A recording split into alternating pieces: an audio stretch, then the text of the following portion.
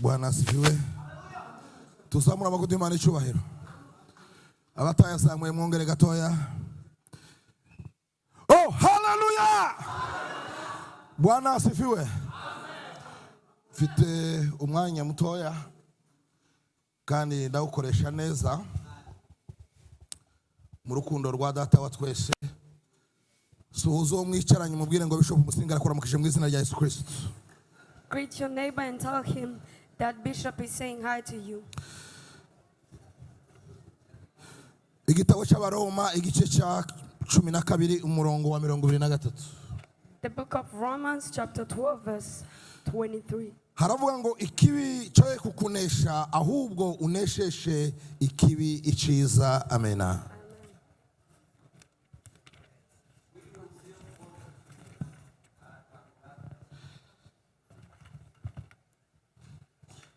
Kongere tuje hareba tuje mu gitabo cya Yakobo.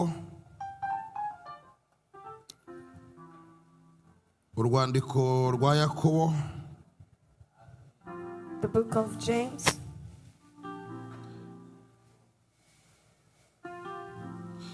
Igice cya 4 umurongo wa 7. Chapter 4 verse 7.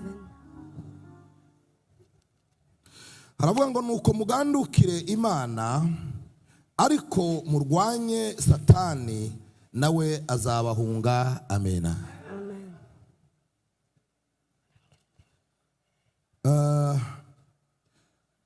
Hari isengesho nasenze. There's a prayer that I prayed, ryanditse mu gitabo cya Matayo igice cya 13, which is in the book of Matthew chapter 13. ni umugani Yesu yaciriye intumwa. It's a parable that Jesus gave to his disciples. Ni hejuru y'imbuto. It's about seeds. Muvuga ngo amina. Say amen. Ngo hari imbuto zatewe zigwa mu muhanda. There are seeds that were planted and they fell on the road. Izindi zigwa hejuru y'amabuye. And others fell on the rock. Ngo izindi zigwa mu nzira. And others on a path. Ngo izindi zigwa mu butaka bwiza. And others fell on good soil. Nasenze Imana. I prayed to God. Saba ibintu bibiri. And asked for two things. Ndavuga ngo Mana. I said, God, umwanya wanje. my time. Amagambo yanje. My words.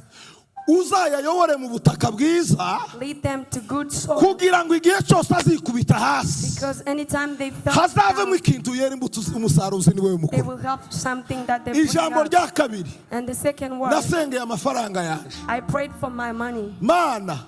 God, uzaninde guha umuntu amafaranga atayakeneye ugiye kwicana. protect me from giving money to somebody who will uzanyobore. Lead me kuha umuntu to give money uyakeneye to someone who kandi needs Imana it. ishaka ko nyamuha. And God want me to do that. Timwavuga ngo amena. Amen. Abo turi kumwe muvuga ngo amena. Say amen. Mana. God, uzandinde protect me kugira ngo igihe ubutaka bwiza bwagaragaye. that anytime good soil is found, imbuto yanje ntibugwemo. my seeds will not miss there. Igihe cyose. Anytime. Igihe cyose. Anytime. Uzasenga Imana. Pray to God ngo ikintu cyiza kigiye kuba cyose. that something good that is Nawe about to ushire mu happen, kuboko kwawe. may your efforts be there Turi too. kumwe. Impamvu mvuze iryo jambo. The reason I said that, nabaye hano umunsi wose. I was here the whole day. Muvuga ngo amena. Say amen. Hano hari ubutaka bwiza. There is good soil here. Muvuga ngo amena. Amen. Mwese ukumuraha. All of you as you are here, Umuhamya ni Desire. there's a witness and N'abandi that's bantu bake. Desire and some other few Ni people. bake bandushije igisirimba. Only a few people can dance more than me. Nabyinnye igisirimba ishati gacika. I danced until my shirt Jewe was nkaba torn n'umugabo uhengamye ukuntu ishati zazikazicika mu mugongo. and my shirt will be torn Kabyina from the ishati back. narangiza igisirimba ngasanga ishati yatsise kuvana igahuru ka hepfo. I will dance and my shirt will be tattered from this Timwavuga ngo amina. bottom. Amen. Na nese ngo nkama njyama mu kiziba. When I was happy, I would just lie in still water. Takukere ngo hari umukungu nawe bindi. Ngo hari umukungu ngo hari ubucafu. I wouldn't care if there is mad. Aho. Yesu yangezemo hari ikindi kibazo. When Jesus is in me, there's nothing can stop me. Kubera iyo mpamvu Because of that, ko ndabumva cyane. I understand you and I hear you. Kandi sinobagaya ngo mwatinze mu gisirimba ko naje nagitinze. I cannot look down on you because you've done so Tukanagira much. isoni ariko nanga umuntu ufomorera igisirimba ngo muraba nango tugiye kubyina ngo tugiye kurafomora kuri eskiza. Why you excuse yourself ngo tugiye kubyina tuzi icyo wabyina. Go ahead. Do not give excuses or explain yourself when you want to dance. Nambuka isoni zo kubyina. If you are ashamed of dancing, Ngore ngo bakwange ngo barambenga bagende nyine ukubenga ntiyaragukwiriye. let them hate you because you dance for the Lord. Ngo baravuga. Go ahead vuga. Let them talk Uzi because you kubyinira dance for Imana the Lord. yaguhamagaye ikakugirira neza. Do you know how good it is to dance for the Lord who has done Warangiza good to you? ukagira isoni ngo baravuga. And now you are ashamed that they will talk. Rayira that you are yaravuze ngo dancing. bafite akanwa dushinzwe kubuza akanwa kuvuga. They have a mouth to talk. Oya Or ntago speak. furi kagira pi karatunduruse rimwe na rimwe uzageze iriya.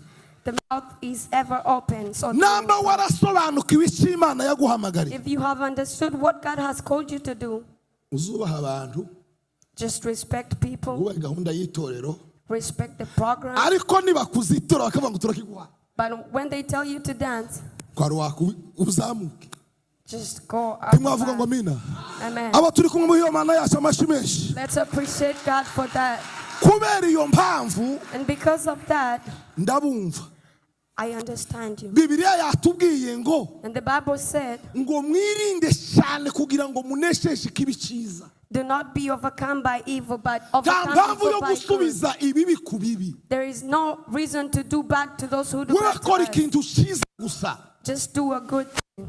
Umugabo wakoze imodoka igenda nta lisansi A man who came up with a car without gas, bagita ngo ni Elon Musk. that's his name. Yaravuze ngo He said, ngo uzakora ibyiza do good ngo ntiwite kuba kurwanya. and do not care who are Ngo against igihe you. kizagera There's a time ngo basigarane choices zibiri gusa. there's a time that will come they will have two choices. Ngo basigarane choice yo kukuyoboka bagupfukamire bicaye batuzi kuri wowe. They will only have a choice to follow you Ngo cyangwa baguhunge. or run from you Ngo ko nta mwanya ufite guterana n'ababo. because they will Nukora have no ibintu other choice. byiza When you do good things ugakiranuka ukagenda neza gusa. and you are righteous and Nta faithful, mwanya wo kwita kuri critique. do not care about what they're saying. Do good. Then share up. Kora byiza numara wicecekere. Abantu bagwana basakuza Those who fight as they talk, bisobanura. as they explain themselves, Hari abantu mu Cyongereza bita ngo ni contagious people. contagious. Abantu batanyugwa. There are people who are unsatisfied, Abo bantu and those ngo people, bashinzwe gusa kugwanya ibyiza by'abandi. they're just there to fight the good things. Umuntu akamara karangwa ngaho babyiniye. Why are they still dancing? Bariko gukumuza mubona gute. What do you think about it? Kandi wamureba ukoza atinda nayo ku mutima none. And maybe that person spends time eating, Cyangwa agira ahandi azatinda. or maybe they have time, a place where they Ariko spend hari more abantu baza time. bansasa umuntu agatinda muri dushe ariko yarangiza akarakara ngo twatinze mu gisirimba. You Iwo take- amatinda muri dushe. You take time taking a shower, and when we are dancing for a long time, you Kandi can play igisirimba kimwe just one harimo kisirimba. dushe ziwe nkazitanu. Dufite abandi bantu azamatinda kugwara urwara rumeze nk'urwagace akarudodora ariko twazira mu gisirimba ngaho babyiniye. And others spend time taking care of their nails, but Kuko when we nta mwanya dance, ufite wo kumusubiza. you have no time to answer or Wowe kora explain. ibyiza byawe. Just do your good Wumva icyo things. Imana yaguhamagariye. Do what God has called Umenye iyo you to uhaye usha. do. Know where you're heading to. Oh hallelujah. Amen. Nurangiza urebe ko Imana idakingura ijuru. And then see how the heavens will open. Tumwa iyo Mana yacu amashi menshi. Let's appreciate God. Mfite umwanya mutoya. I have a short time. Ndagira ngo mbabwire kubera ko twabyinnye cyane. I want to tell you because we've danced a lot. Umuntu yaje kwiga When you go to study, umuhanga. when you want to be knowledgeable, If you want to be a smart, if you want to be smart, you learn through two people. wiga binyuze mu bantu babiri. You learn through the wise people. Wiga binyuze mu banyabwenge, Those who have been successful. bamwe bashitse aho baganaga. Second, you learn through those people who've been failed. Abakabiri wiga mu bananiwe. Ndababwira ibyiza byo gukunda Imana n'igisirimba. These are the good things of loving God and kisirimba. Mbabwire n'amakosa twakoze mwe ntimukayakora. And I will tell you the failures that we've bamwe ahangaha ko turagaruza ibihe twataye. We are just bringing back the times that we've lost. Timwavuga ngo amina. Say amen. Nindangiza. And when I'm done, ndababwira kuri iki gihugu icyo tugomba gukorera Imana muri iki gihugu. I will tell you what we are supposed to do in this country and what we are supposed to protect in this country.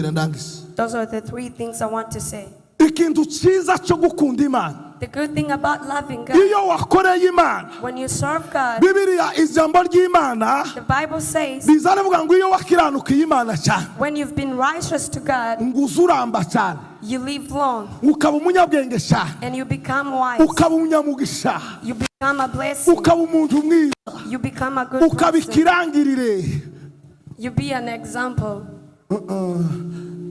Ikirangirire mu ijambo ry'igihe ukaba famous. Oh, okay, sorry, ukaba famous. You be famous. Nta kindi nziho nyene, nta diplome nzi, nta kindi numukunga nzi.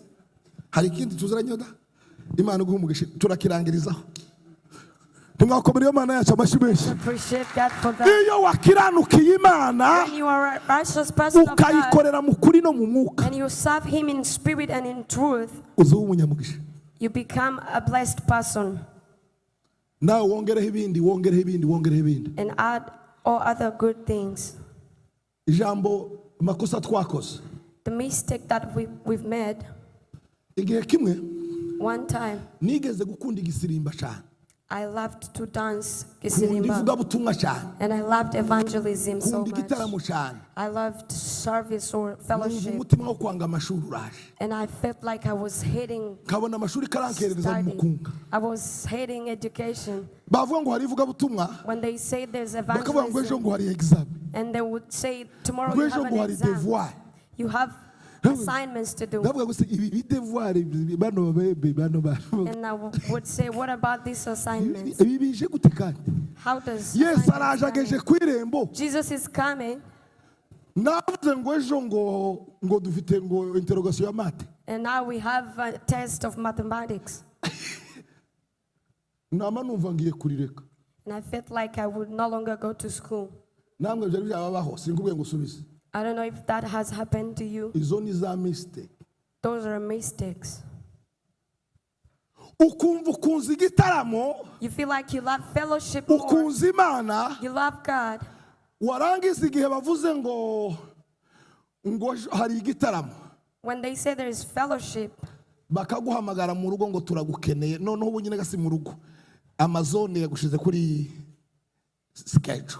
and they call you that you have a schedule somewhere, and you will say, I won't go to my job.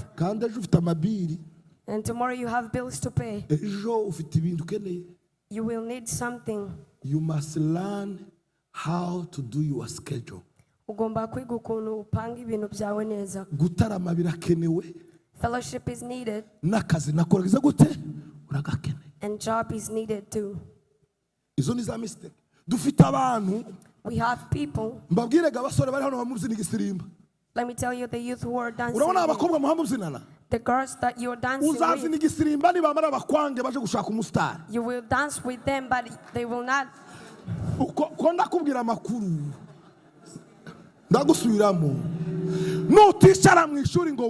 When you don't go to school, girls love men who have two things. Kurazana umukungura ukangisha urashaka guteretesha umukunga wowe umukunga ntuzutereta you will not ask for a day urabona ngo batuzizana ngo bazanyemera aba bose bazakubenga aba bose abanga bababo wamutaha gutyo mwana byinyigisiriba namara yamaje gushakwa Indiana mwana banye Ohio. They will reject you if you don't go to school. Baranyagai ko ndavuga ukuri ngo ndabesha pastor ukozwe kuri. That's just the truth. Ukibeshaga ngo utadusirimbana ngo ndamumubwira yemera abakobwa bazabatekereza mind yabo ikora nka mind y'inzovu. They're smart. Their mind is like that of an elephant. aho mbwiye abahungu bari hano mwumve. Mind y'umukobwa, the mind of a girl, ikora nka mind y'inzovu y'ingore. Works like that of a female elephant. Ntiza yibagirwa, izitekereza. Asa uzumubwira ngo none ga murabonaga ngo twobana. Akakumanura akakuzamura yagusubira akakubura.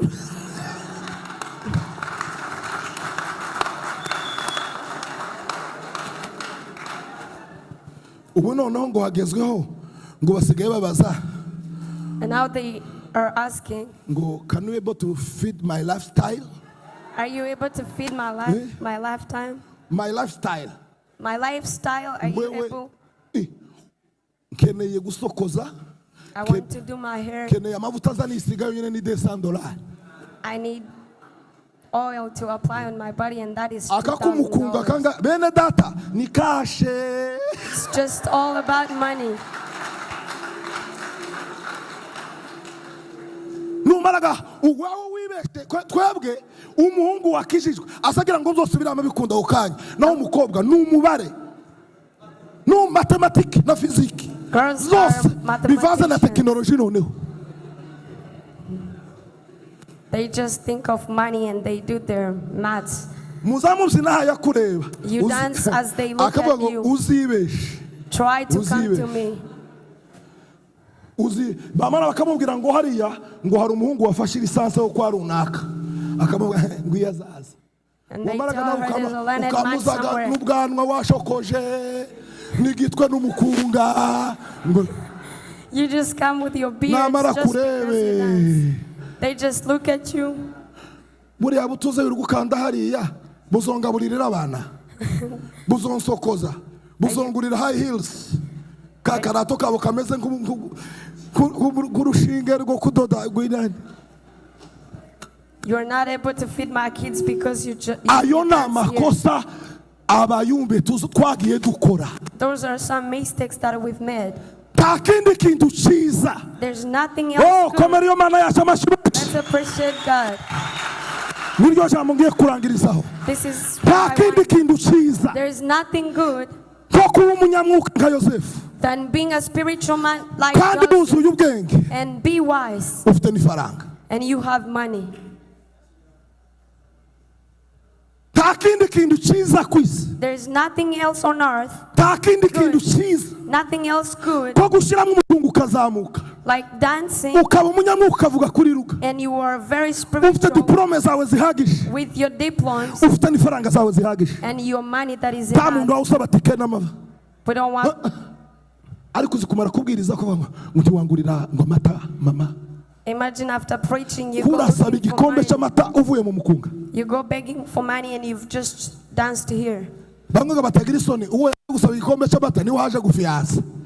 can you ask for a cup of milk and you were dancing here? That's not possible. If you want to be able to live in this country, I want up there. This is a country of opportunities that wants spiritual people and wise people and disciplined people who respect God. If you go according to this country, there is not such a good country like the United States. There is not a bad country like the United States at the same time. Let me tell you something that made me happy. In Israel, there is war. I pray for Israel every time. The Bible said when you want, if you want blessings, pray for Israel every day. I usually do that every day. Mukanya tarambavuze ijambo iryo ryihore ndurisobanure ko bakubitiyemo abankuyigizayo bari ya bene data. Tumwakomera Imana yacu abashimisha. Abaye kugirira neza bene data aravuga ngo mubarinde mube kabigirayo. Tumwavuga ngo mena nkunda Israel cyane.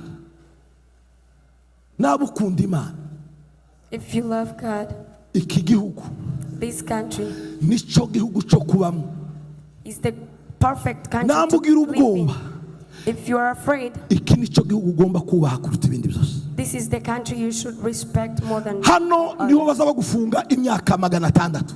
They will take you to jail for 600 hano years. bazaba gukatira nta mbabazi,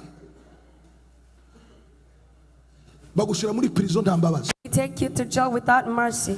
iyo usabye imbabazi muri Amerika, when you ask for forgiveness in this country, bazaba kubwira ngo imbabazi zacu, they will tell you our mercy or our forgiveness ngo nukureka amategeko yacu agakora. is to let our laws work. ijambo rya nyuma ndangirijeho, The last word I'm saying, iyo ukoze ikosa muri primaire, if you do a mistake in primary ugakora ikosa muri secondaire, and you do mistakes in your iyo secondary, umaze kuba umugabo mukuru, when you become a grown man, hari imyanya ubura muri leta cyangwa mu kazi kubera amakosa wakoze.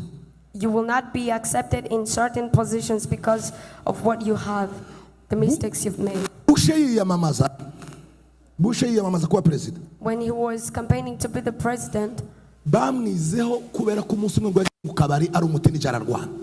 one day he went to a bar and he was drunkard and that took him off. banga ko yiyamamaza kuba president. They rejected him for that. rero ibyo uhaye ukora ubu nyine, Whatever you're doing right now, hano muri gihugu hariho rikodi in this country there's a record zerekana ko uri umuntu mwiza. which shows that you are good you are a Kubera good iyo mpamvu, person, and because of that uzabona akazi keza. you will have a good job in your future. nukora amakosa, When you do mistakes and uzoyasanga great hari imbere. crimes, you will just find them waiting azokubera for you. blockage They will be a yuko hari blockage. aho utazagera. You will not be able to reach some ugomba places. kwitwara neza, You are supposed to be disciplined ukamenya ko uri mu rukiko. and know that you are in a court. hano turi muri Amerika This country where we are ni mu rukiko. is a court. buriya bupapuro buzabuze kuri mailbox, The papers that come through the mailboxes, buriya ni nk'urupapuro gusaba mu guhamagaza mu rukiko. those are papers that can be asked for in the amabiru court. utishura bakayohereza muri collection. There are bills that we pay and they're Niyo sent wakoze somewhere amakosa, else. When you have done a crime or a bayashyiramo mistake, hariya.